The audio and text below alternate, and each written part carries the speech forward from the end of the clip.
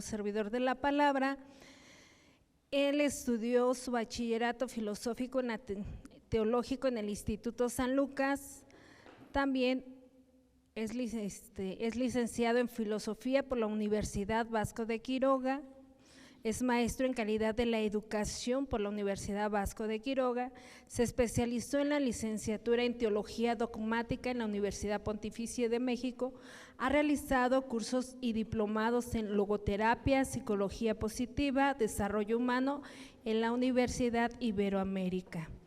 Ha sido maestro y formador en el Instituto Filosófico Teológico San Lucas en las disciplinas de teología fundamental, cristología sacramentaria y teología de la predicación, así como en la metafísica, así como en las disciplinas filosóficas de lógica metafísica, teodicea, filosofía natural, introducción a la filosofía y etimología grecolatinas. Profesor en el Instituto Cristo Misionero en la Facultad de Ciencias Religiosas, profesor en la Universidad Pontificia de México en la Facultad de Teología, en el Bachillerato Teológico y en la Licenciatura de Teología y Cultura Guadalupana. Ha colaborado en tales institutos en sus planes de educación, tecnologías de la educación y modelos educativos. Recibámoslo con un fuerte aplauso.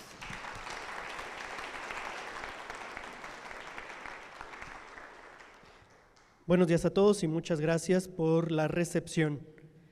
¿Quién quiere ir al cielo? Levante la mano. Bájenla. ¿Todos? No sé. No. Porque la experiencia del cielo es individual. Y cuando hablamos de la misericordia de Dios y la alianza, según lo que ha expuesto la licenciada Mariana Ibalú, esa alianza que se pacta con Dios también es individual. No podemos decir todos, porque desconocemos la experiencia del otro. Y entonces, esta exposición se va a ceñir en un concepto clave, la experiencia personal. Dios se revela al pueblo y en la experiencia marca su rumbo. El pueblo de Dios, que hace una alianza con Él, hace experiencia. La pregunta inicial para desarrollar estos conceptos es ¿qué experiencia hasta ahorita, hasta este momento, hoy, 28 de septiembre de 2025, a las 11:12 del mediodía, ¿qué experiencia tienes de Dios? Piensen en una palabra que resuma la experiencia que han tenido de Dios. Solo una palabra, piénsenla. A lo largo de su proceso evangelizador, a lo largo de su vida, muchos de ustedes son evangelizadores y evangelizados. Piensen en una sola experiencia y en una sola palabra que defina justo ese pacto, esa alianza que han hecho con Dios. Piénsenla nada más, porque al final la vamos a utilizar. En segundo lugar, esa experiencia de decir todos vamos al cielo es relativa. Y si la experiencia de ir al cielo es individual, ¿cómo debería ser nuestra respuesta? ¿Quién quiere ir al cielo? Yo, exacto. Porque en la experiencia subjetiva de la respuesta está el compromiso personal. Entonces, yo quiero ir al cielo. ¿Quién se compromete a trabajar por ir al cielo? Yo, no todos. Porque cuando decimos todos al mismo tiempo podemos decir nadie.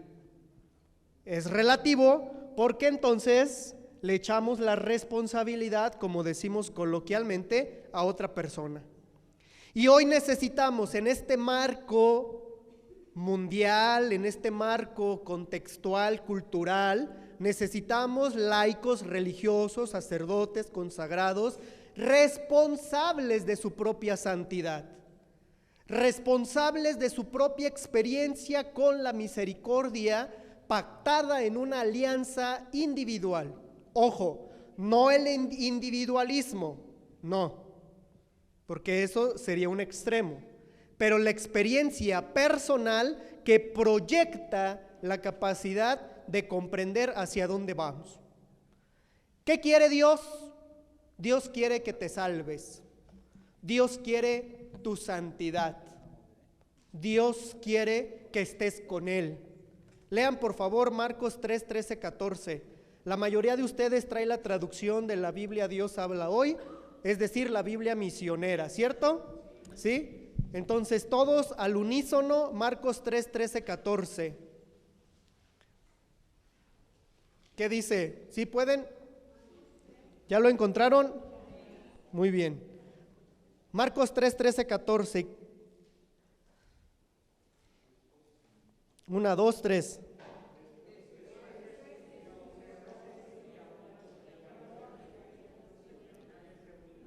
A ver otra vez todos juntos porque parece que estamos en el tianguis, ¿verdad? Los que traen la Biblia Dios habla hoy o la Biblia misionera, ¿sí? Solo los que traen esa traducción para que se escuche todos juntos. Después nos vamos con la traducción latinoamericana. 1, 2, 3.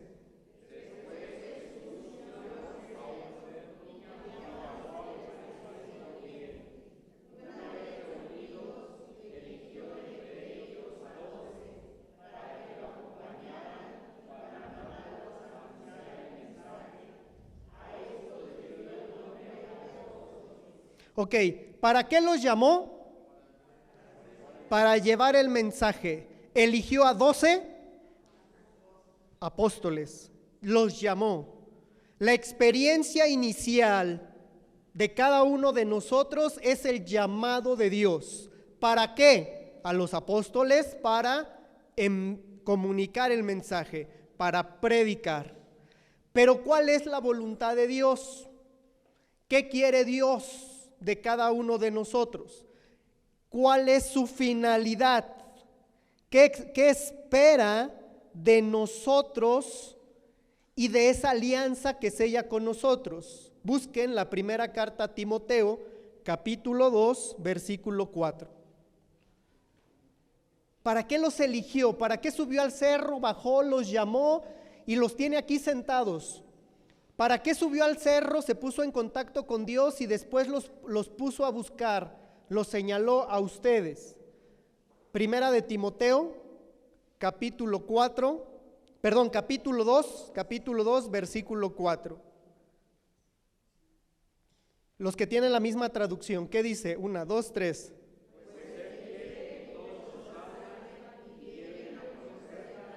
Hasta ahí. ¿Qué quiere Dios?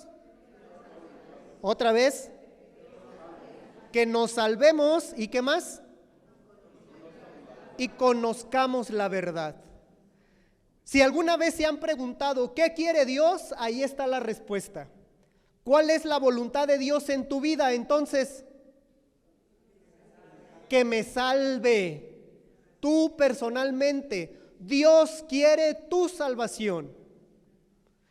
Y para hacer la experiencia de la salvación, te elige y hace una alianza contigo. Sella un pacto, te llama por tu nombre, porque para Dios no le eres indiferente. Para Dios no le eres secundario. Para Dios tú eres el protagonista en su historia y en la tuya personal. ¿Qué quiere Dios una vez más? Que me salve y que conozca la verdad. Porque cuando conoces la verdad experimentas libertad. El Evangelio de Juan lo define perfectamente hacia el capítulo 8. La verdad los hará libres. Dios quiere que conozcas la verdad para que experimentes libertad. Y cuando una persona es libre, vive plena. Y toda vez que vive en plenitud, entonces experimenta santidad. Un hombre pleno es un hombre santo. ¿En qué tenemos que trabajar entonces para alcanzar la santidad? En la propia plenitud. Hoy necesitamos laicos comprometidos, sí, pero más que eso necesitamos laicos plenos, laicos realizados en su propia vocación, laicos que comprendan para qué están aquí y cuál es su responsabilidad. Laicos que disfruten lo que hacen. Hoy necesitamos eso para hacer una verdadera experiencia con Dios y reconocer que la misericordia no tiene límites, debemos tener claridad de lo que Dios quiere y lo que queremos nosotros. Por eso inicié preguntando, ¿quién quiere ir al cielo? ¿Y qué dijeron? Bueno, ya después de que los corregí, ¿verdad? Por eso vuelvo a la pregunta, ¿quién quiere ir al cielo? ¿Y qué quiere Dios? Que me salve. Y si Dios quiere que te salves, si tú quieres ir al cielo, entonces ¿queremos lo mismo? Sí, porque para ir al cielo tienes que ser salvado. Y dicho de otra manera, para ir al cielo tienes que ser santo. No hay otra. ¿Quieres ir al cielo? Tienes que ser santo. Y para ser santo solo hay una condición: ser feliz. Porque algunos hicieron cara así de, santo yo, ¿cuándo, Padre? Está difícil ser santo. No estereotipemos la santidad. Pensamos erróneamente que los santos son aquellos que ya nacieron predestinados con un don para estar conectados con Dios y ser venerados en los altares. Pensamos que los santos son los que nunca pecaron. Pensamos que los santos son los que desde morritos iban a misa, rezaban el rosario, veían pajaritos en el cielo y hablaban con ellos. No.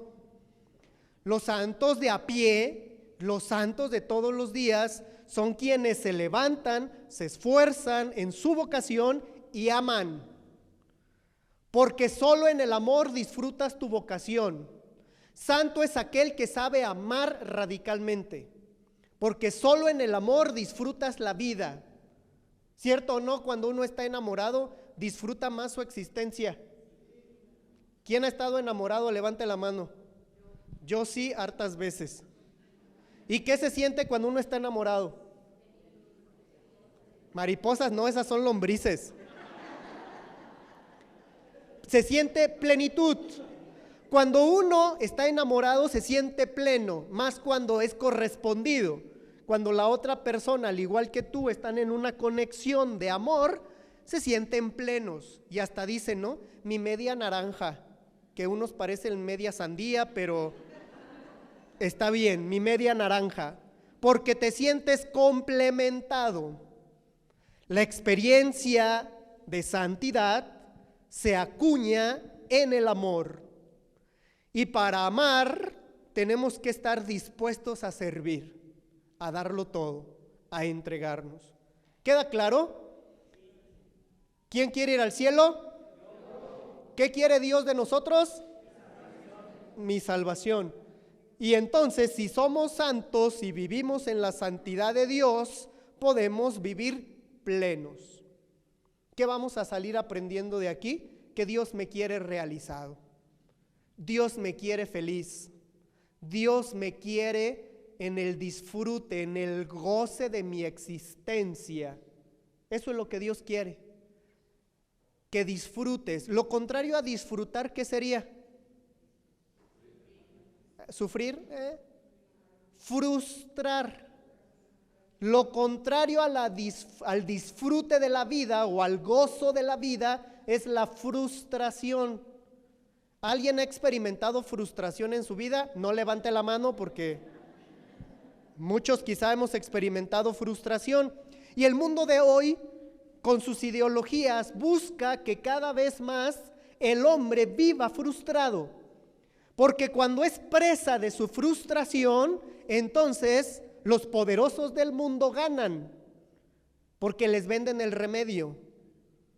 Y entonces ellos, vendiéndoles el remedio a su frustración, los controlan, los manejan y ya no son libres. Y Dios no quiere eso, no quiere eso. Por eso no está bien aplicado esa frase que a veces va cargada de mentiras y que muchas veces nosotros utilizamos cuando hay gente que dice, todo pasa por algo. ¿Han escuchado eso? ¿O es lo que Dios quiere? No. Esa no debe ser una experiencia cristiana. Todo pasa por algo, porque cuando decimos eso, ¿a quién le estamos echando la culpa de los males que traemos? ¿Y Dios puede ser culpable de nuestro propio mal? No sería Dios. No, no es correcto que nosotros cristianos católicos digamos, es que todo pasa por algo, o es que es lo que Dios me permite, es lo que Dios quiere. No, porque lo primero que Dios no quiere es tu pecado. Dios no quiere tu pecado. Tú no puedes decir que las consecuencias de tu pecado son voluntad de Dios. No, no puedes decirlo. No puedes decir, ay, es que Dios quiere que esté enfermo. No es cierto, Dios no quiere tu enfermedad, Dios no quiere tu tristeza, Dios no quiere tu frustración, Dios no quiere hijos frustrados, no quiere eso.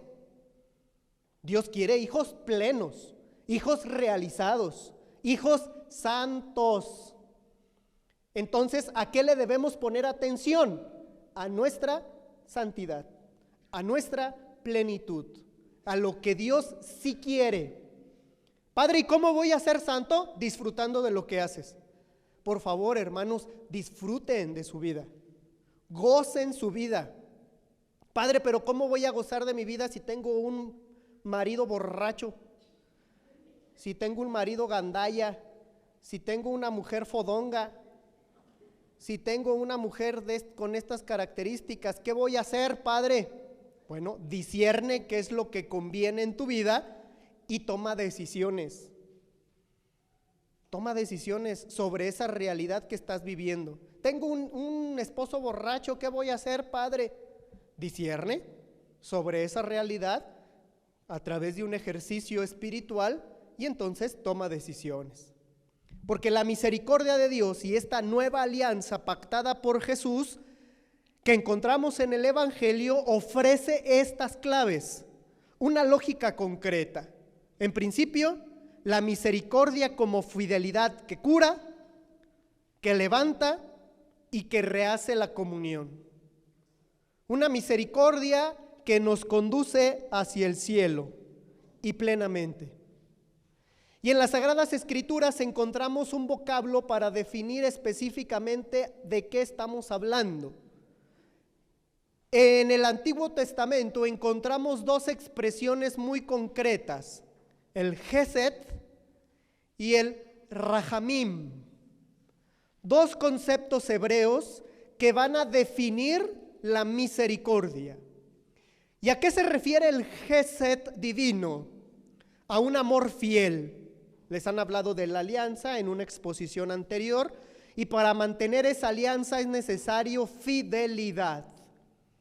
¿Y qué entendemos por fidelidad? Sostener la palabra. Lo que digo, lo digo para siempre. En nuestro contexto cultural, muchas veces los pactos se sellaban con la palabra. No sé si recuerden o alguna vez ustedes utilizaron ese recurso. Cuando sellaban un pacto, se daban la mano de hombres, de mujeres y decían, te doy mi palabra. Era un pacto, una alianza, y confiabas en la palabra de la otra persona. El Gesed es la fidelidad en la palabra dada. Te mantienes firme en la palabra, aunque el otro falle. El otro falló, pero yo no puedo fallar porque di mi palabra.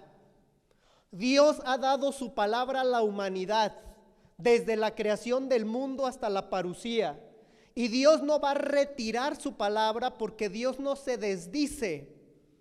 Desde su Gesed, desde su fidelidad, hace esta experiencia de darle la palabra. ¿Por qué Dios se mantiene misericordiosamente con nosotros? Porque es fiel a su palabra. La misericordia no es solo compasión. Dios no tiene misericordia por nosotros y con nosotros solo porque es bueno. No, Dios se mantiene misericordioso con nosotros porque nos dio su palabra y porque Él es fiel a la alianza. Él es fiel a lo que prometió, Él es fiel a lo que dice. ¿Y dónde se enraiza esa fidelidad? En el Rahamim. Y el Rahamim es de las entrañas, desde su propio ser. Podemos llamar una ternura visceral. que habla desde el corazón. Dios no es visceral como lo podemos interpretar nosotros, no, es visceral para decir desde dentro. Es un amor entrañable. A eso se refiere el Rahamim. La misericordia de Dios, la fidelidad de Dios se enraiza ¿dónde? En sus entrañas, desde dentro, una experiencia entrañable. Por eso no se puede romper ni quebrantar la misericordia de Dios, porque ¿desde dónde nace su misericordia? Desde dentro de su propio ser, desde dentro de sí. Es el amor entrañable que más quien ha hecho la experiencia de ser madre lo experimentan. Porque cuando un chamaquito nace, la mamá ve al chamaquito recién nacido y ¿qué es lo que dice del chamaquito? Ay, está bien bonito. Parece hígado el chamaco, pero la mamá dice, ay, está bien chulo, está bien bonita mi criatura. Ajá. Porque es, ¿desde dónde salió el chamaco? Desde sus entrañas. Y lo que nace de las entrañas, para quien hace esa experiencia, está bien hecho. Nada más dense cuenta la dimensión de lo que estamos diciendo. ¿De dónde viene la misericordia de Dios? Desde adentro de Él mismo, desde sus entrañas. ¿Y a quién se la da? A ti personalmente. Tu experiencia de santidad, de fidelidad, de amor, todo lo que vinimos diciendo como introducción, encuentra su experiencia concreta en el amor entrañable que Dios te da. Lo que sale de sus entrañas te lo confía. Lo que sale de sus entrañas lo pone en tus manos. La misericordia de Dios es eso que nace desde sí y te entrega. No hay otra cosa. Y eso se llama gracia. Lo que sale de Dios es pura gracia. Y la pone en tus manos. ¿Qué vas a hacer tú con la gracia que Dios pone en tus manos? ¿Vas a caer en desgracia? No, padre. Pues depende de ustedes, ¿verdad? Ahí está la interrogante en esta exposición. Dios sale de sí, se da completamente desde sus entrañas y entonces se da en gracia para que vivas agraciado. Y toda vez que vivas en la gracia, puedas disfrutar de tu existencia.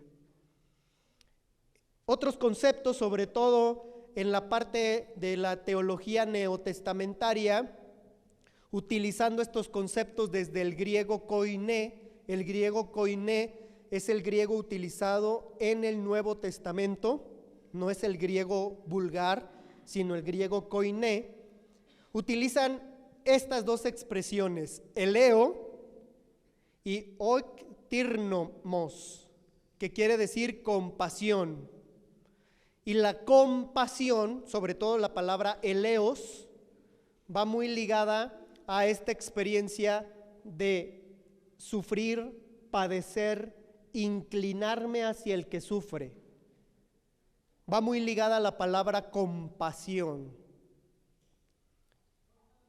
Y la palabra compasión tiene mucho significado cuando se entiende como compartir la pasión.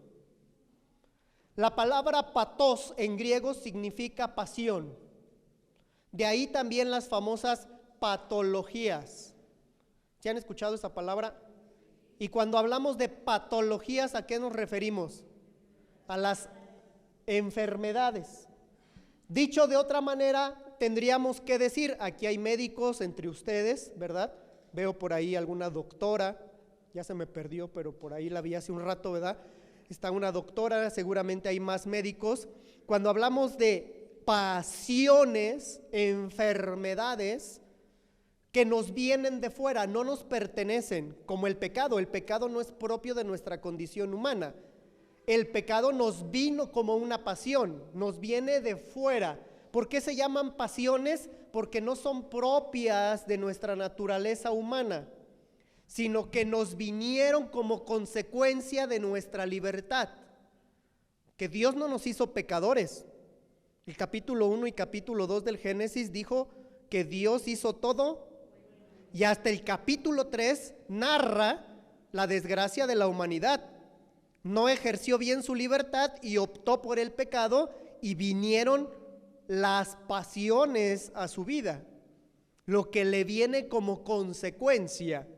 La enfermedad no es propia de tu condición humana, no, te viene de fuera, a través de un virus, una bacteria, una célula gandaya por ahí que se está comiendo a las otras células, ¿verdad? Y te da un cáncer o te da una enfermedad incurable o algo. Entonces, estas situaciones te vienen de fuera y se posicionan en ti y están ahí pasivamente, entre comillas, corrompiendo tu cuerpo. Te vienen de fuera. La compasión es: comparto tu dolor, comparto tu pasión. Y hay pasiones buenas y pasiones no tan buenas. Cuando nos dicen apasionémonos por nuestra vocación, es decir, metámosle todo de nosotros y motivemos a otros para que haya crecimiento espiritual. En este sentido, esta acción de desde dentro nos puede hacer una manifestación de Dios, un autorretrato de la divinidad. Dios es compasivo y misericordioso, lento a la cólera, rico en misericordia. Pero una traducción que a mí me favorece para esta exposición y me parece muy congruente es esta: Dios es compasivo, es decir, se abaja, se inclina para compartir contigo la pasión. Tan es así que hablamos de la pasión de Cristo. Y en esta experiencia kenótica de abajamiento te rescata, te restituye, te pone al nivel que te corresponde. Ahí la experiencia de la restauración de nuestro ser, mejor llamada, ¿verdad? Esta experiencia de redención. ¿Sí entienden qué es redención? ¿Qué es redención? Redimir, obvio. ¿Y qué es redimir? Rescatar. No, la salvación es otra cosa. Salvación es plenitud. Defínanlo así: salvado es aquel que vive pleno. Ajá.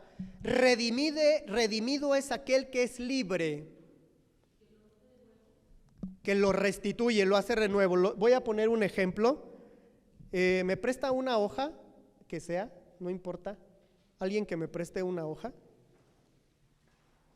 Gracias. Hago un paréntesis para explicar después esta diapositiva. Voy a hacer un paréntesis, ¿estamos de acuerdo? Para definir salvación y redención. Salvación, plenitud.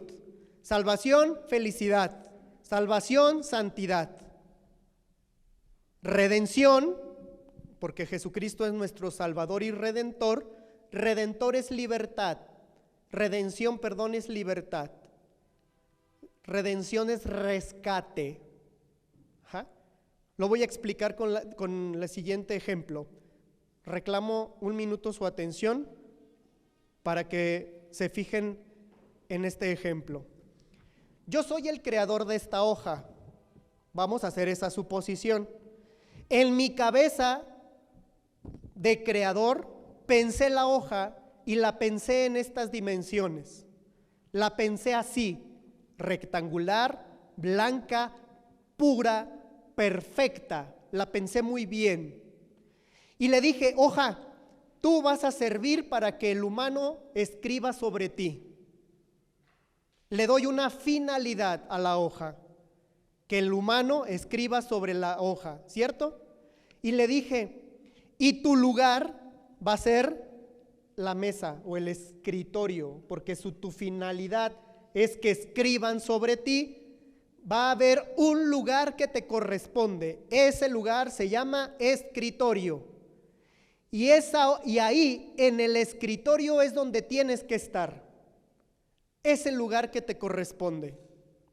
Y la hoja bien feliz dice: sí, acepto, hago una alianza contigo. Tú eres mi creador y yo soy la hoja sobre la cual el ser humano va a escribir. Y está bien feliz aquí. Pero de repente la hoja, pero le dije, solo tienes una condición para que seas plenamente hoja y el humano puede escribir sobre ti, tienes una condición. ¿Cuál? Tú como hoja eres libre, puedes decidir lo que quieras. Y entonces la hoja, estando aquí, se cansó de ser hoja y dijo, ya no quiero ser hoja. Y se aventó hacia el suelo. Ahí está la hoja, tirada en el suelo. Y cuando vive la experiencia de estar en el suelo, se arrepiente y dice, es que ya no soy feliz, estoy frustrado. ¿Por qué la hoja se frustró? Porque ya no está donde tendría que estar. Y porque ya no está siendo usada, ¿para qué? Porque en el suelo la podemos usar para escribir, para pisarla. Puede ser, ¿no? No la quiero pisar para que la sigan usando, pero bueno, si yo para pisarla. Y al recibir los pisoteos de muchos, se frustra, se arrepiente y dice, ahora quiero regresar a mi lugar. ¿Cuál era su lugar? Pero ¿puede la hoja subir a la mesa? ¿Por qué? Porque no puede, no tiene la capacidad de regresar por sí sola a la mesa. ¿Qué necesita? Que alguien primero la rescate. ¿Sí? ¿Dónde está la hoja? En el suelo. Y alguien la tiene que rescatar, ¿no? Pero para que alguien la rescate, ese alguien tiene que ver su miseria, tiene que compadecerse de la hoja. Y es decir, ¿qué te pasó, hoja? Es que decidí yo personalmente tirarme al suelo y necesito regresar al lugar que me corresponde. Y entonces, si yo soy su creador, yo como creador sí puedo asumir la condición de la hoja. Sí, yo sí. Y entonces tengo compasión de la hoja.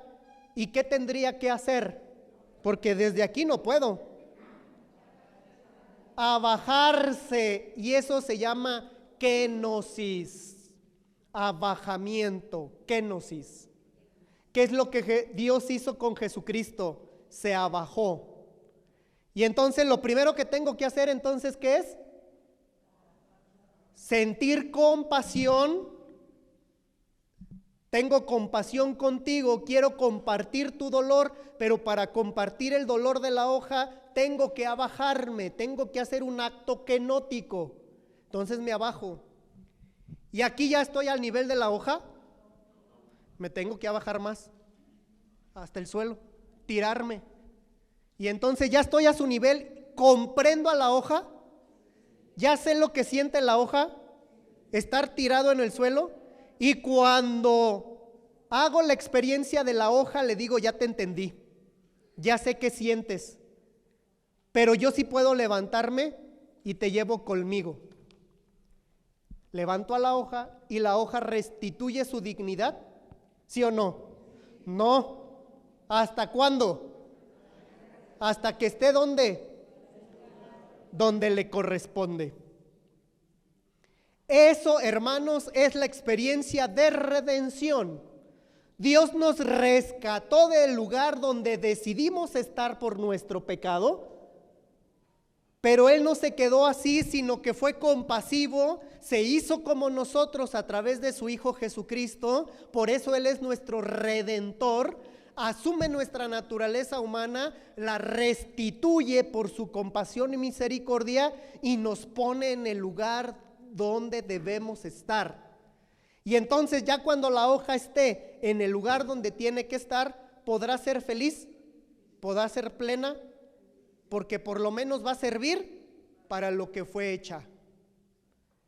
Tú vas a ser feliz en la medida en que haces y sirves en la vocación para la cual Dios te creó. Dios te creó para ser padre de familia. Ahí vas a tener que ser feliz. Para ser esposo, para ser esposa, para ser consagrado. Por eso Dios tiene compasión. ¿Me expliqué? Cierro el paréntesis. Perfecto. Dios es misericordioso, tardo a la ira y rico en amor fiel. El Gesed y el Rahamim, la fidelidad que brota desde las entrañas y que pone en nuestras manos. A eso le llamamos gracia. Sin embargo, la misericordia no niega la justicia. Dios es justo. Pequé. Tu pecado tiene una consecuencia. ¿Qué nos toca padecer? La consecuencia de nuestro pecado. Por eso nos sentimos como nos sentimos antes de la confesión. Que muchos de ustedes llegan al sacramento de la confesión, muchos de nosotros, ¿verdad? Llegamos ante el confesor y decimos, empezamos casi siempre, ¿sabe que me sentí mal porque no vine a misa el domingo? ¿Sabe que me sentí mal porque le dije una grosería a mi esposo o a mi esposa? ¿Sabe que me sentí mal porque no fui fiel en estos detalles? Me sentí mal. Nuestras confesiones vienen desde el sentir, desde lo que somos. Es decir, estoy en el suelo y no puedo estar aquí. Tengo que ocupar el lugar para el cual fui creado.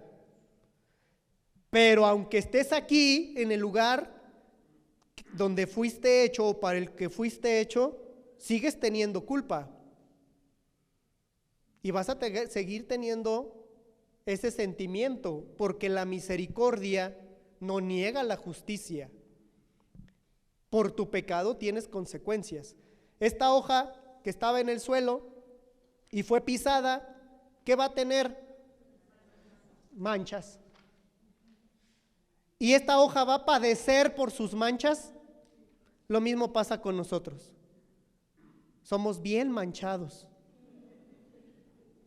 por nuestro pecado. Pero Dios en su misericordia tiene una memoria de alianza.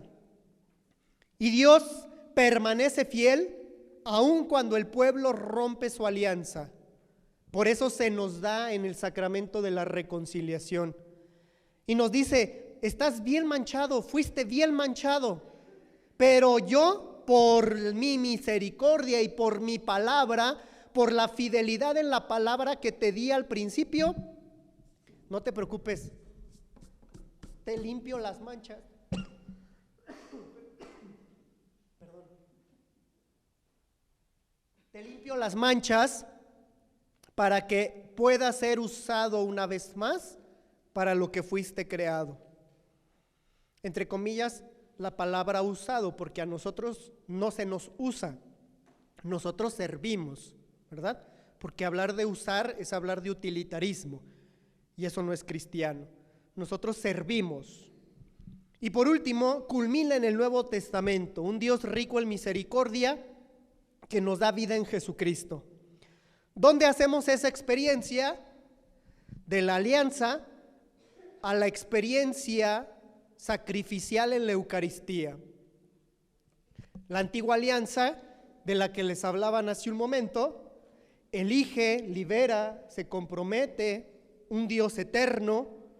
Cuando Israel, el pueblo, falla, Dios corrige y hace algo para restaurar esa alianza. Viene un anuncio profético. Después podremos hablar de la teología del anuncio, que es algo que me apasiona, ¿verdad?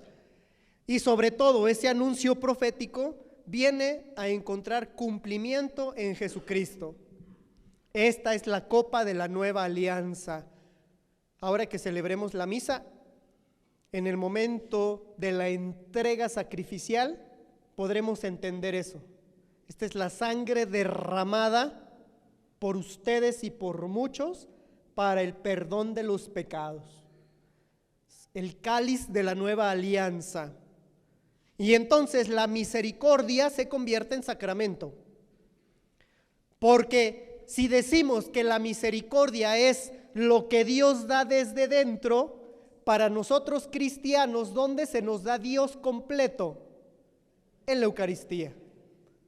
La Eucaristía es el sacramento de la misericordia porque Dios se nos da totalmente en su cuerpo y en su sangre. y hace una alianza con nosotros. Pero Dios no nos espera. Los que esperamos somos nosotros. Dios corre, un Padre que corre. Ustedes han escuchado la parábola del Padre misericordioso, también llamada Hijo pródigo, Lucas 15 del 11 al 32. Y esta lectura nos sugiere un acercamiento teológico existencial.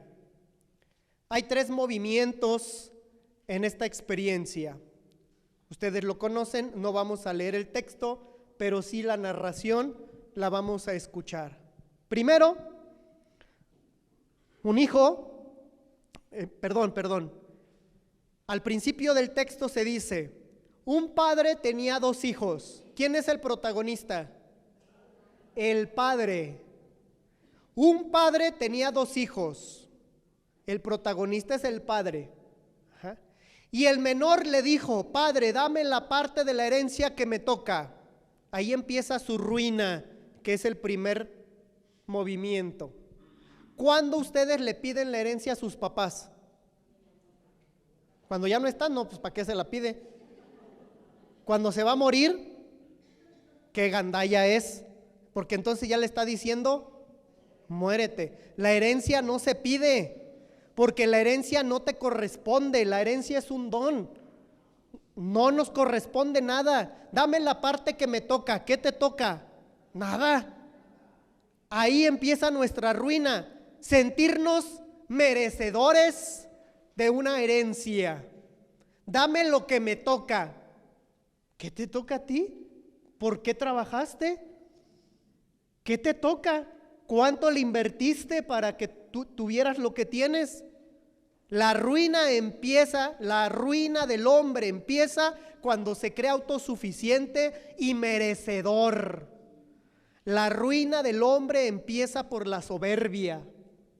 Ahí empieza la ruina del hombre. Este hijo cayó en la ruina porque se sintió merecedor, porque fue soberbio. Dame la parte de la herencia que me toca. Después dice, ¿verdad? Ese hijo se fue y malgastó todo lo que el padre le había dado, porque dice el texto, repartió sus bienes ¿entre quiénes? Entre los 2. O sea, al hijo mayor también le dio, ojo con eso. Y entonces, el hijo menor se va a un pueblo lejano, se gasta todo lo que tiene y la primera parte dice, malgastó todo lo que tenía. Solo dice eso, malgastó todo lo que tenía. Poco tiempo después vino un hambre sobre aquella región, el hijo empezó a tener necesidad y fue a buscar trabajo. Ahí viene su redención. Sí, la regué, fui soberbio, pero su contexto allá en el chiquero con los puercos donde estaba cuidando, ¿se acuerdan que fue a pedir trabajo allá con los puercos, ¿verdad? Que le daba bellotas y esas bellotas hasta se le antojaban? ¿Cuántas ganas tengo de comerme las bellotas, pero nadie me las da? ¿Sí se acuerdan de esa experiencia? Ahí, en la experiencia de la miseria, es donde cobra sentido. Nosotros lo decimos tocando fondo. Hasta que ya tocó fondo, entendió. Es decir, la soberbia lo llevó a la ruina, perdió todo y se humilló. La humildad restituye tu dignidad. Solo el humilde restituye su humanidad, su dignidad, su ser. Fue humillado, el hijo era humillado. Tan es así que hasta pensó, y aquí viene otra parte, se puso a pensar, reflexionó, vivió un retiro espiritual, vino a un congreso bíblico, se sentó aquí, se puso a pensar, y eso es lo que nos falta que los cristianos católicos, que pensemos antes de hacer las cosas. Se puso a pensar, entró en sí, hizo interiorización, hizo ejercicio espiritual. En la casa de mi padre hay muchos trabajadores que tienen comida de sobra, yo en cambio me muero de hambre. Me levantaré, iré a la casa de mi padre y le diré, Padre, he pecado contra Dios y contra ti, ya no merezco llamarme tu hijo. Todo eso lo pensó. pero no fue una ocurrencia, fue una experiencia. Tomó la decisión y se puso en camino. Conversión. Después de la ruina viene la conversión. Y se pone a analizar y la verdad despierta. En el camino, ¿el padre lo esperó en la casa? No, corrió a su encuentro, salió. Dice el texto que todavía venía algo lejos, el padre lo vio y salió a su encuentro. Dios nos primerea, decía Papa Francisco. Dios toma la iniciativa. Cuando ve que nosotros queremos hacer bien las cosas, Él no espera. Él sale al encuentro, nos sostiene, nos levanta, nos misericordia, nos primerea, nos eleva. Y entonces, haciendo esa experiencia, se encuentra con el hombre y el hombre se restituye. ¿El padre lo condena? Al contrario. Después de aquí podremos hacer toda una experiencia, ¿verdad? Explicar mejor la parábola del Padre Misericordioso, porque ahí se explica el purgatorio y esta experiencia de sanación interior. Pero el Padre lo abraza, lo reviste, le pone un anillo, signo de la fidelidad, le pone zapatos. ¿Cómo llegaría el hijo si venía del chiquero? Había caminado quién sabe cuánto. Llegó encueradillo. Sí, porque ¿qué fue lo primero que dijo el padre? Traigan la ropa, vístanlo, le devuelve la dignidad. Y eso hace alusión a la experiencia del hombre en el Génesis. Cuando el hombre pecó, ¿cómo se encontró? ¿Y qué hizo? Se escondió. La grandeza del hijo no está en esconderse, sino en mostrarse como venía. Venía así, sucio, harapiento, oliendo a todo, ¿verdad? Iba a decir una palabra, pero mi religión no me lo permite. Venía oliendo feo y aún así se presentó ante su padre. Preséntate como vienes, preséntate con tus olores, preséntate con tus crisis, preséntate con tus traumas, preséntate con tus ansiedades, con tus depresiones, preséntate como vienes ante Dios y deja que Él te abrace, para que te revista con justicia y santidad, para que te ponga en el lugar que te corresponde y desde ahí puedas hacer un cambio, una conversión, y entonces sí, pases a la fiesta. No lo dejó entrar a la fiesta, sino imagínense, oliendo a puerco. Qué bueno hubiera sido que oliera a carnitas, ¿verdad? Pero no. Las carnitas ya estaban preparadas adentro, una barbacoa bien sabrosa que preparó el padre, porque dijo: maten el ternero más gordo y hagan una barbacoa y celebremos, porque este hijo estaba muerto y lo recobré con vida. Estaba la pachanga, estaba la fiesta, y viene el peor, el gandaya, el hermano, y todavía se indigna. Primero, escucha la fiesta y pregunta a un sirviente: ¿qué está pasando? El sirviente, ¿qué hizo? Le contó el chisme. Fíjese que llegó su hermano, ese que andaba perdido, y su padre mandó matar el ternero más gordo. Gente chismosa. Esos son los que hay que dejar atrás, a los chismosos. Esos que, ¿ya te enteraste lo que está pasando en el grupo? ¿Ya te enteraste que van a cambiar al padre? ¿Ya te enteraste que va a haber una elección nueva para la coordinación? ¿Ya te enteraste que el padre Suki engordó? Gente chismosa, ¿qué nos importa, verdad? El criado debió limitarse a cumplir con su papel. ¿Qué está pasando? ¿Qué debió decir el criado? Vaya a ver, a mí no me toca decirle. Vaya con su papá para que le explique. Yo no. Pero no, hay gente que se pone en ese papel. Por eso digo, esa gente chismosa, cuánto daño hace en los grupos. Cuando yo celebro la misa, le pido a Dios: Señor, deshazte de esa gente chismosa, que me quedo solo.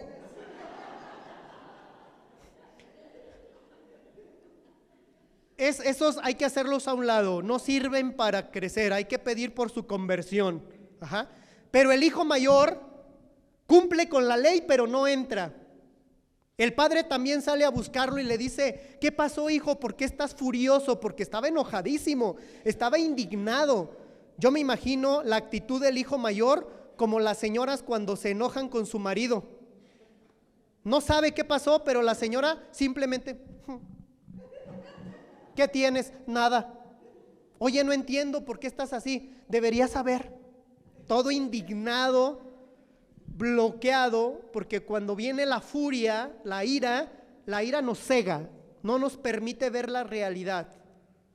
Este hijo estaba cegado por su ira y no le permitía ver la grandeza que estaba sucediendo. Y le dice, se atreve a decir: yo he estado toda la vida contigo y ni siquiera me has dado un cabrito para comerlo con mis amigos. Mentiroso. Ya le habían dado, ¿qué le habían dado su papá? La otra parte de la herencia. Ya le había dado, ya le tocaba lo que supuestamente le tocaba, ¿no? Y luego peor, porque dice: y ahora llega este hijo tuyo que andaba ya con las prostitutas y sin embargo le haces una fiesta. Ay, mendigo, tú sabías dónde estaba tu hermano. Porque acuérdense que dice la escritura: el hijo menor, al principio, ¿qué nos dice? Solo malgastó lo que el papá le había dado. ¿Nos dice dónde estaba? ¿Quién sabía dónde estaba su hermano? El hermano mayor. Él sabía, una de dos: o lo andaba espiando o estaba formado esperando su turno. Y eso nos puede pasar a nosotros. Tú sabes dónde está tu hermano: en el vicio, en el alcohol, en las drogas, en la infidelidad. Tú sabes dónde está tu hermano sufriendo y sin embargo eres indiferente, no haces nada por tu hermano. Allá que se pudra, allá que se condene, ahí que siga siendo pisoteado. No, tenemos que hacer algo para alegrarnos y compartir la misericordia divina. La misericordia invita a todos a vivir en alegría. Teología sistemática. Ya voy concluyendo, porque algunos ya están moviendo así como que ya, padre, la silla ya me estaba diciendo que me levante. En la experiencia de la misericordia no podemos prescindir de la realidad teológica. El Padre origina, el Hijo se encarna, el Espíritu Santo derrama misericordia en los corazones. Por lo tanto, la experiencia de la misericordia es una experiencia trinitaria. ¿Dónde se origina la misericordia? En las entrañas del Padre. ¿Dónde se expresa la misericordia? En la encarnación del Hijo. ¿Y dónde se actualiza o se derrama la misericordia? En el Espíritu Santo. Por eso, el acto misericordioso es un acto trinitario. Participamos en la vida trinitaria. Es cristológico porque Jesús es el rostro de la misericordia. En su cruz, la misericordia toca fondo. En su cruz, la misericordia se nos muestra radicalmente. En su cruz, se nos dice que es ser misericordioso. Podremos decirlo de otra manera: la cruz es el lenguaje de la misericordia. La misericordia es cristológica porque tiene rostro concreto, Jesucristo. Y en Jesús nosotros encontramos el modelo perfecto para vivir plenamente. Es eclesiológica porque la iglesia es quien anuncia, celebra y sirve a la misericordia como un sacramento. No podemos experimentar misericordia fuera de la iglesia. No. Otros que no están en la iglesia pueden ser alcanzados por la misericordia, sí, pero esa misericordia, ¿a dónde lo va a llevar? A la iglesia. No podemos experimentar misericordia sin iglesia. Y no podemos crecer en la misericordia si no nos alimentamos con la gracia sacramental. El bautismo, la Eucaristía, la reconciliación son los canales de la gracia que nos sana. Aquí podemos hablar de una gracia terapéutica. Hoy necesitamos sanar el mundo, sanarlo de sus enfermedades, sanarlo de su pecado. La gracia es el elemento terapéutico donde el hombre se sana totalmente. No podemos prescindir del magisterio reciente, sobre todo con Papa Francisco, de feliz memoria, que hasta hizo un jubileo de la misericordia, pero sobre todo con San Juan Pablo II en Dives in Misericordia.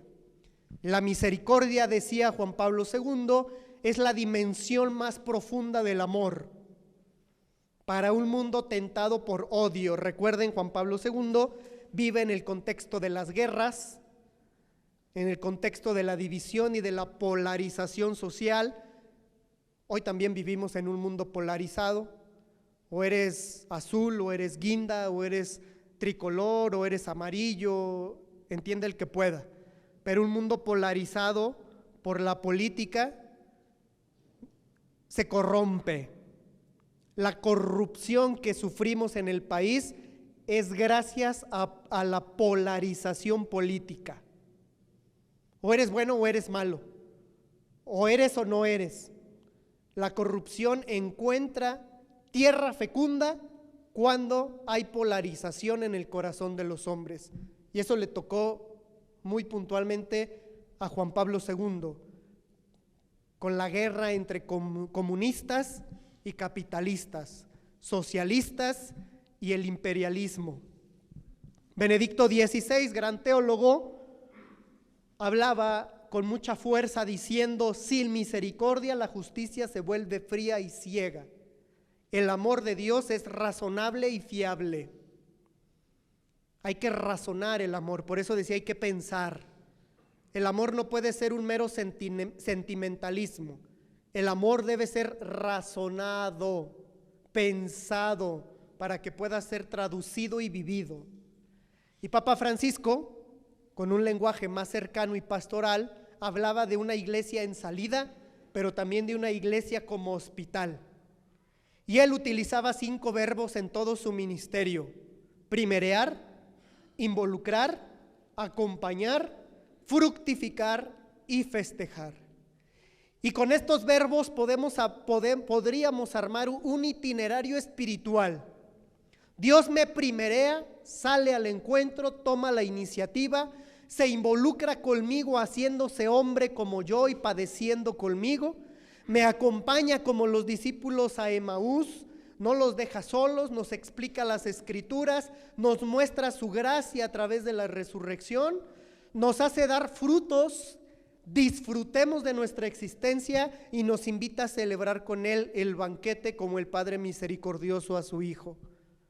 Un itinerario espiritual en la experiencia de Papa Francisco. ¿Puede haber objeciones? Sí, pero tenemos respuesta para las mismas. Todo eso que nos ha dicho Padre, entonces, ¿nos puede conducir a relativizar la verdad?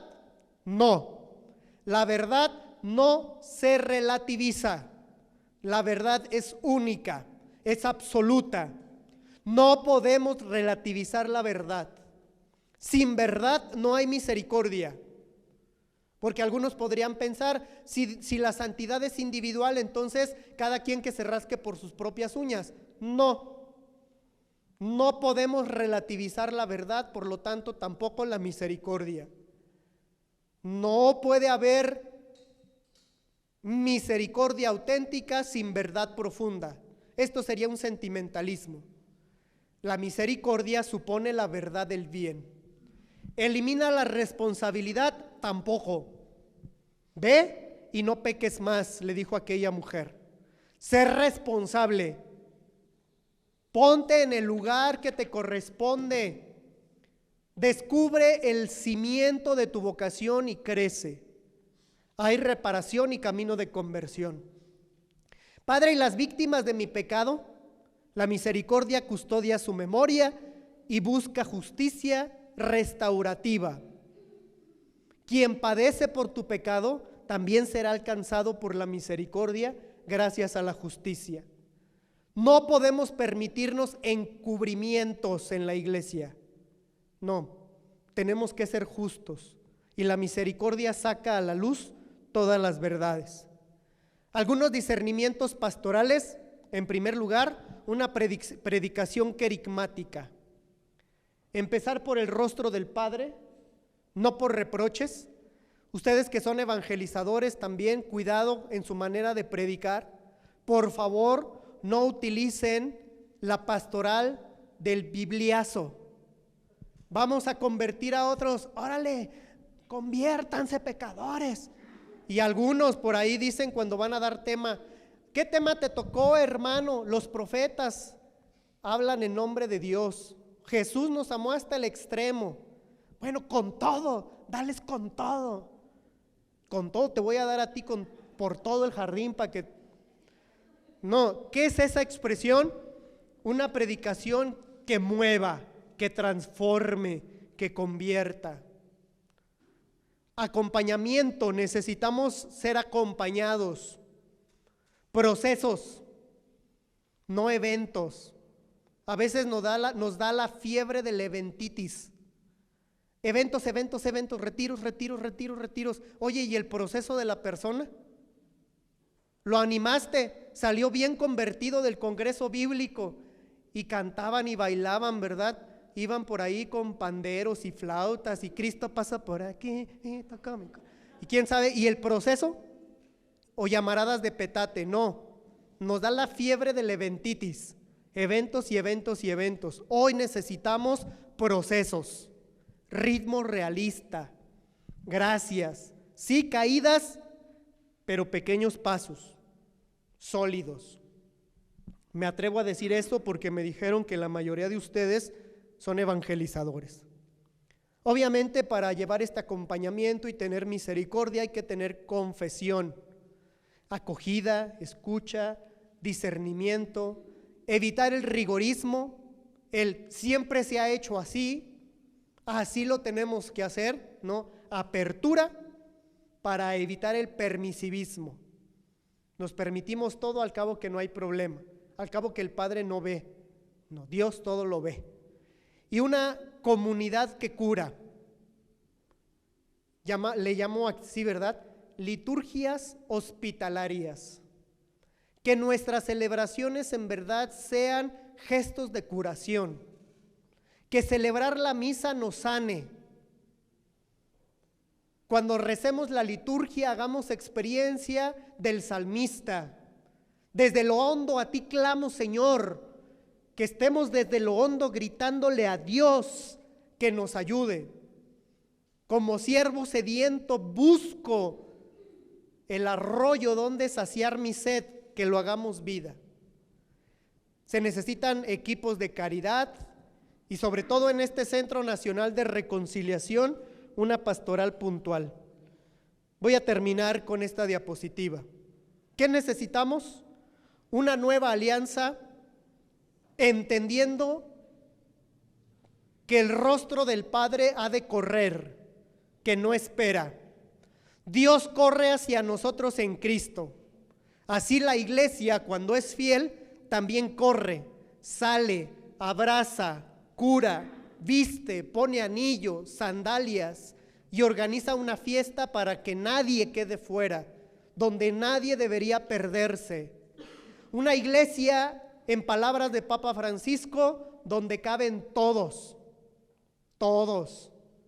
sin importar si fueron pisoteados, sin importar si tienen o no heridas. Una iglesia que acoja. Y el límite que Dios no tiene se expresa en su misericordia infinita. Dios no tiene límites.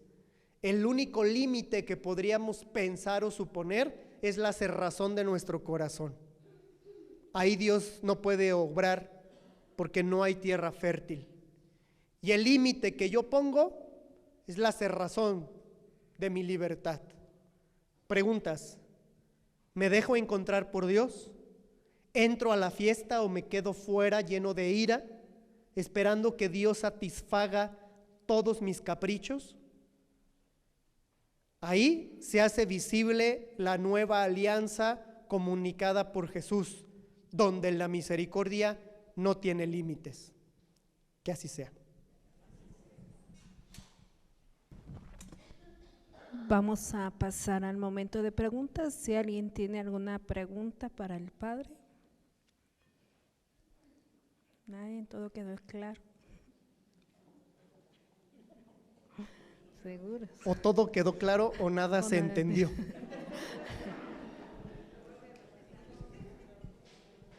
Si hay preguntas, gracias.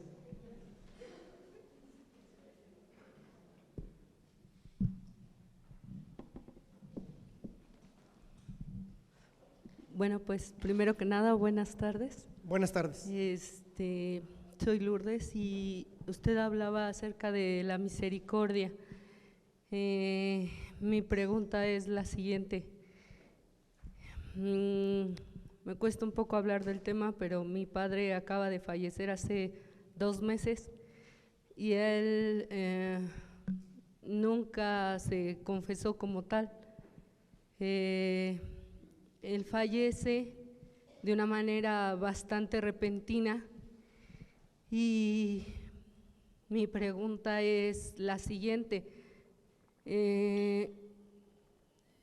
Yo tengo la fe muy grande de que Dios es misericordioso y de que Dios pues le perdonó sus pecados a mi padre, pero sí quisiera como que a lo mejor un padre como usted, que yo creo que conoce un poco más, que me dijera qué pasa con el alma de mi padre. Es todo. Primero que todo, Lourdes, te agradezco la pregunta y bueno, desde aquí te abrazamos como iglesia para consolar ese momento de duelo que estás viviendo. Eso en primer lugar. Segundo lugar, sin extenderme tanto y para pretender, a manera de mera pretensión, responder a tu inquietud, la misericordia de Dios, que no tiene límites, perdona cuando hay intención de ser perdonado. ¿Qué nos queda a nosotros quienes nos mantenemos en el plano de lo temporal ante el fallecimiento de nuestros seres queridos? Que hagan la experiencia del Padre que los abraza. ¿Dónde está tu Padre? En el abrazo del Padre misericordioso. La imagen que hemos utilizado del Hijo Pródigo me parece que es la imagen que nos llena de esperanza. ¿Dónde está nuestro familiar que falleció? Abrazado por el Padre. Ahí está abrazado. Es lo que les decía, es la forma en cómo explicamos el purgatorio. Ahora, no hablamos de solo el alma, sino hablamos de la persona completa. Porque cuando hablamos solo del alma, separamos, desintegramos al sujeto. Y entonces empezamos a tener crisis. Bueno, si el alma de mi papá ya está allá, el cuerpo, ¿qué le pasó al cuerpo? Y entramos en un dilema que no hemos podido resolver. No, ¿quién muere? Muere la persona, muere completo. ¿Quién está abrazado por el Padre? La persona completa, ¿sí? En principio, poder empezar a responder así. Yo te decía, ¿dónde está el alma de mi papá? Tu pregunta puntual. ¿Está siendo abrazado por el Padre? Después de todo lo que vivió, sea como sea, por el amor que tú le tienes, un padre quizás responsable, atento, un padre amoroso, cercano, pero quizá sacramentalmente nunca se confesó. No nos toca emitir un juicio, sino decir, está en ese momento de purificación. Me pongo del otro lado, la experiencia del hijo. ¿Por qué? El hijo, al saber que su padre lo iba a perdonar, ¿cómo se sentía? No creo que enojado. Frustrado, quizá. Triste, ¿por qué? Por no poder resolver su vida, triste. Y entonces, esto es para todos, y aquí es donde yo explico la realidad del purgatorio, que es el concepto teológico que nos mantiene en esperanza. Tenemos que llegar a un estado de purificación. Llega el hijo, sabe que su padre lo va a perdonar o no, porque es misericordioso, sabe que lo va a perdonar, pero él carga con sus culpas y entonces él no levanta la mirada. Cuando es abrazado por el Padre, o la experiencia que hemos hecho todos nosotros, cuando sabemos que nos equivocamos, pero sabemos que Dios nos va a perdonar, nos sentimos culpables, ¿a poco no? Nos sentimos tristes, sentimos que algo nos falta y naturalmente, ¿qué viene? Un llanto. Casi siempre estamos, cuando llegan a la confesión, luego uno ni les dice nada, ya están chille, chille, ¿sí? Haces esa experiencia de llorar, ¿no? Y cuando terminan de llorar o terminamos de llorar, ¿cómo le haces? Te liberas.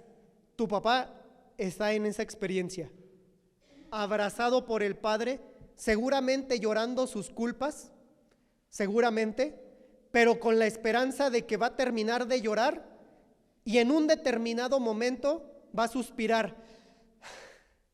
Y cuando suspire, va a levantar la mirada y con el Padre va a participar del banquete.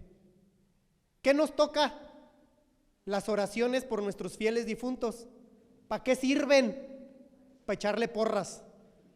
Entonces está abrazado allá, el otro llorando, y tú como su hermano, en lugar de condenarlo, le dices: ánimo, carnal, ya vas, ya te celebré una misa, ya te recé un rosario, échale, tú puedes, tú vas a salir adelante. Esas porras son las oraciones, las misas, los gestos de piedad, las indulgencias que ganamos por nuestro familiar, para que él se sienta confortado, porque miren, si estamos llorando en esa experiencia de,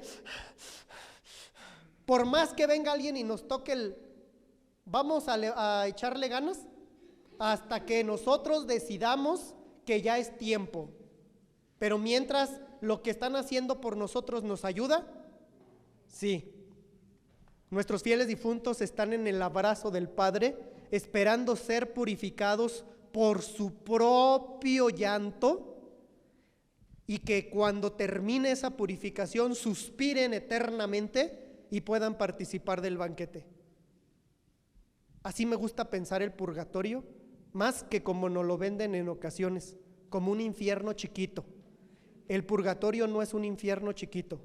El purgatorio es ya sentirnos perdonados, pero nosotros mismos llorar nuestras culpas para ser purificados. ¿Me expliqué? Lourdes, espero haberte dado una respuesta. Gracias. ¿Alguien más? Buenas tardes, padre. Buenas tardes. Yo soy Miguel Ángel. Mucho Alfaro gusto. Santa María. Al inicio usted dijo que escogiéramos una palabra y me quedó muy clara: misericordia. Hasta hoy entiendo.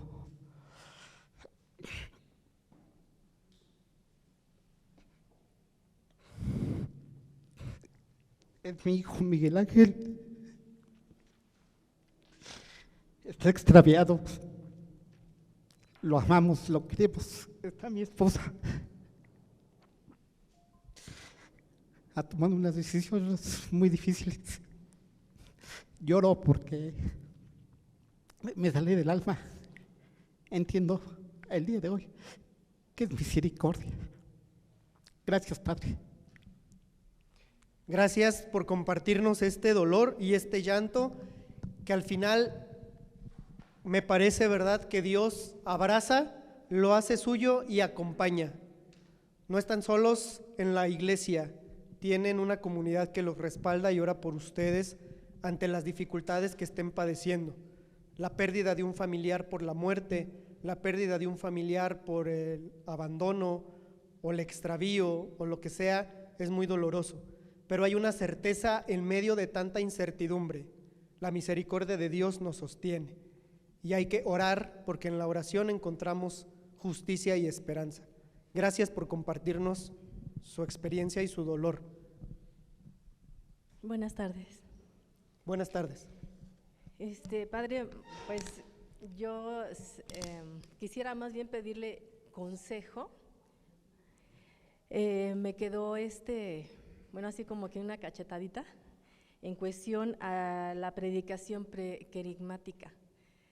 Yo he tratado de que mis hermanos, mi familia se acerque, pero ahorita así como que me llegó a la mente que a lo mejor igual esa parte del querigma no ha salido muy bien de parte mía para con mi familia, por eso no las tengo aquí. Entonces quisiera ese consejo, ¿qué puedo yo hacer para poder reflejar más el amor que Dios siente con nosotros para con mis hermanos también? Viva amando. Me pide un consejo y yo le diría, ame, aunque su familia sea una pecadora empedernida, pero ámelos. Y en el amor hay conversión. Una predicación querigmática es una… ¿Qué se entiende por predicación querigmática? Una predicación motivadora, pero no motivadora nada más de échale ganas, tú puedes, sal adelante. No somos porristas. No vamos a ponernos faldas y pompones y vamos a salir chiquitibum bombita. No, la predicación querigmática mueve el interior y lo que nos mueve es el amor. No puede haber predicación querigmática sin amor, porque ¿qué te levanta a ti todos los días para salir a trabajar si no es el amor por los tuyos? ¿Qué te levanta a venir a misa aquí o a la celebración de la hora santa, del rosario, del Via Crucis, si no es el amor por los tuyos? El amor te mueve. Un padre de familia que se tiene que levantar 3:30, 4 de la mañana para tomar el transporte público y llegar a 3 horas después al lugar donde le van a pagar una miseria o lo que sea, ¿verdad? ¿Qué lo mueve a hacer eso todos los días? Aunque a veces no quiera, aunque a veces diga, no quiero hoy, no quiero, ya estoy cansado, estoy harto, pero en el momento viene a su cabeza, pero mis hijos tienen que comer, me hace falta pagar la renta, me hace falta pagar la luz, el agua, el teléfono, me tengo que levantar. ¿Por qué se tiene que levantar? Por amor. La predicación querigmática es aquella que está ungida por el amor que mueve, ¿sí? Y no una predicación parenética. La predicación parenética es la predicación que muchas veces solo se contenta con conviértete, estás haciendo mal, mira, ¿por qué no vas a misa? Por eso estás como estás, ¿por qué no vas al rosario? Porque eso es una predicación parenética, porque invita a la conversión, pero a través de un juicio. Por eso decíamos aquí, más querigmática, sí parenética, sí, porque no la podemos despreciar, pero más querigmática que parenética, es decir, más predicación que mueva, que convierta, que sane, y menos predicación que juzgue, condene y detenga. Ese es mi consejo. Ame. Aunque a veces ya no quiera amar a su esposo o a sus hijos, ¿verdad? O a su familia. Ay, este me cae bien gordo, desgraciado. Ay. Aunque a veces ya no quiera, ámelo. Véalo con otro rostro. Véalo mejor. Aunque esté feo, vea a su marido y dígale chiquito. Aquí, sí, gracias. Perdón, ahorita. Padre, si fuera tan amable de explicarme un poco más sobre la frase de la verdad no se relativiza, y cuando la verdad es única, dice, tampoco la misericordia no puede ser lo contrario, o sea, tiene que ser la verdad esa verdad, porque lo contrario sería sentimentalismo. Claro. La asociaba yo con la otra frase también que decía, la corrupción encuentra tierra fecunda cuando hay polarización, porque al final de cuentas, nosotros como cristianos católicos, no es posible que estemos apoyando esos gobiernos que están en contra de la vida, que están en contra de tantos valores y principios que han sostenido a nuestra iglesia. Entonces yo creo que es buscar esa verdad que da la felicidad plena. Claro. Pero sí quisiera que me hiciera el favor de ampliar un poco más ese texto. Miren, hoy vivimos tristemente una sociedad relativista, donde cada quien tiene su verdad. Y ese es el problema. Cuando hablamos de relativismo, fragmentamos la verdad. Decimos, es que esa es la verdad de él, o esa es su verdad, o la verdad de aquello, y reducimos la verdad a meros puntos de vista u opiniones. Hoy nos revestimos de opiniones nada más. Es mi opinión y la tienes que respetar, ¿eh? Es mi opinión, sí, pero tu opinión está mal. Tu opinión no responde a la verdad. Respeto tu opinión, pero te tengo que decir que no está bien tu opinión. No está bien. No, la verdad es objetiva. Si yo agarro una flor y digo, esta flor es blanca, ¿ustedes qué me van a decir? ¿Está loco? Esa flor no tiene blanca. Es mi opinión. Y tienen que respetar mi opinión, porque si no me siento discriminado. Es mi opinión. La flor es blanca y es mi verdad. ¿Ustedes qué van a decir? Pues respeto su opinión, pero el padre está loco. ¿O de cuál se fumó para andar igual? Ajá. No, la flor, bueno, yo la veo guinda, ustedes morada o definan el nombre, ¿verdad? Todos vemos que esta flor es guinda. Entonces es guinda. Esa es la verdad absoluta. Esta es la realidad y la flor es flor guinda. No sé cómo se llama esta flor, pero es guinda, ¿cierto? No podemos caer en eso. Y eso es tristemente lo que hoy pasa. Y tienes que aceptarme, porque si no me aceptas, entonces te voy a demandar. Si no me aceptas, entonces me estás discriminando. Y entonces vas a ver. Y entonces ya no sabemos qué hacer. Mejor no digo nada, mejor me callo, mejor hago como si no pasa nada. Y entonces vivimos en un mundo polarizado justo por eso. Porque uno ve la flor guinda, otro ve blanca, otro la ve roja, otro la ve morada. Y entonces nos contentamos con nuestra verdad y debemos respetar. Sí, respeto tu opinión, pero no la comparto. En pro de la verdad. Porque la verdad nos hace libres. Y esa es una máxima que no podemos olvidar. Gracias. Buenas tardes, Padre. Buenas tardes. La liberación me dignifica en su misericordia. Eso es lo que yo muchas veces me preguntaba. Y ahorita que nos expuso esto, me quedó muy claro. Gracias. Yo sufrí abuso por parte de mi papá hace muchos años, desde que yo tenía conciencia, pensé que eso era lo normal. A través de esta comunidad MSP he encontrado muchas respuestas, sobre todo el perdón. La misericordia como tal no la entendía, y además como eso de amor, amar a un padre que te abusa era como complicado, hace muchos años era mucho enojo, y yo le decía alguna vez en una dinámica cuando dábamos tema nosotros, yo decía, algún día espero encontrar ese perdón para darlo. El hecho es que sí lo encontré, el padre Abraham me acompañó en ese proceso, pero a hoy me doy cuenta que siempre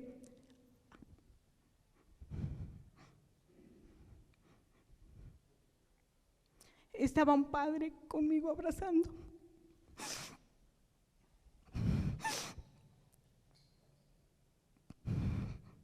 Y creo que eso es lo que estas ponencias nos hacen entender, que más allá de nosotros como seres humanos, hay ese amor y siempre ha estado, y que sobre todo nos dignifica. Eso sería, Padre, cómo llegarlo a entender cuando estamos lejos de esto, cómo podérselo hacer llegar a alguien más, porque al saber, hay gente que sabe mi situación, se acerca y me lo dice, pero me cuesta mucho trabajo hacérselo entender. Ahora lo entiendo con lo de la misericordia, lo entiendo con la liberación, de dar el perdón me liberé yo, se me fueron muchas culpas, pero hacérselo pasar a alguien más me cuesta mucho trabajo. Bien, concretamente a través de procesos, no con llamaradas de emoción, sino con procesos. Cada uno de nosotros tiene una experiencia individual. La de usted, y gracias por compartirla públicamente, nos pone en una situación en particular que nos abre los ojos y nos dice, nuestro pueblo está sufriendo estas realidades, como el matrimonio de Miguel, que nos pone su situación públicamente, nos abre la mirada y nos dice qué está sufriendo, ¿no? Como el duelo de Lourdes, que nos abre la mirada y nos dice qué está padeciendo, y en el caso de usted, como con lo que nos comporta, nos comparte. ¿Qué nos falta? Procesos. Y sí, terapia. A través de terapia. Dios te abre los ojos y te abraza y te perdona, pero no te deja así, acompaña. Y la terapia no solamente es ve con el psicólogo para que te arregle, no. Que nos hace bien, sí, pero un acompañamiento espiritual, un acompañamiento pastoral, cómo hacerle entender a otro, primero que sane, primero que reconozca que tiene una herida. Y me parece que ustedes, quienes han hablado, todos en general, pero estos 3 casos en particular, tienen valor para reconocer lo que están viviendo, y ese es un paso gigantesco. Segundo, aceptar que necesitan ayuda, la ayuda de Dios, la ayuda de la comunidad, la ayuda profesional. Y en tercer lugar, perseverancia y fidelidad, perseverar. Porque puede haber un desánimo, viene a haber algo, por ejemplo, que usted padeciendo lo que sufrió, que llegue yo y de repente le diga, ¿qué me ves? Ese gesto para usted, ¿cómo sería? Frustrante, traumante, malísimo, ¿verdad? Pero aún en medio de eso, si encuentra una solución o un canal, mejor dicho, para entender eso que está viviendo, ya no le daría importancia al gesto que yo le hago, porque usted no se sostiene por la actitud de otros, sino por su proceso personal. Entonces diría concretamente, a través de procesos personales, ayudados por la misericordia de Dios y la ciencia. No podemos prescindir hoy de la ciencia como la psicología, la psiquiatría, la medicina u otras ciencias, siempre y cuando bien entendidas, será otro tema, ¿verdad? Y me parece que bien es el perdón. ¿Qué es perdonar? Perdonar es volver a dar el don, volver a compartir el don. ¿Cómo? Supongamos que este es un regalo mío que yo quiero darle a ustedes. Yo se los doy, pero ustedes dicen, ya el Padre nos dio una hoja, y la rompen. Ay, échenle. ¿La hoja era para que la rompieran? Era para que lo usaran bien. Entonces yo me siento decepcionado al ver que ustedes rompieron la hoja porque no la usaron, pero después ustedes manifiestan arrepentimiento y me dicen, Padre, ¿qué cree? Queremos otra hoja. Entonces, ¿qué les diría? ¿Yo por qué? ¿Para que la rompan otra vez? Toma, chango, tu banana, no. Sin embargo, como yo no espero que ustedes aprovechen la hoja, sino que con la hoja hagan lo que quieran, yo los perdono. ¿Y qué tendría que hacer? Volverles a dar una hoja. Eso es perdón, volver a dar el don aunque el otro no se lo merezca, y eso nos libera muchísimo. Y no estar esperando que otro nos dé lo mismo, porque nunca lo vamos a conseguir. Si estamos esperando que el otro haga lo mismo que yo hago, si yo les doy una hoja y al rato estoy esperando que me regresen la hoja, pues qué chiste tiene, ¿no? No es estar esperando lo mismo, sino que ustedes disfruten, gocen de la hoja para lo cual fue hecha. Vean cómo una simple hoja nos ayudó a ejemplificar muchas cosas. Ahora regreso el don y úsela para lo que fue hecha. Gracias. Agradecemos al Padre por esta ponencia, le damos un fuerte aplauso. Gracias, Padre, por estos momentos que nos regaló, y creo que todos quedamos, ¿verdad?, ya que es la misericordia y que tenemos que vivir, ¿verdad?, felices y plenos. Gracias. Bendiciones.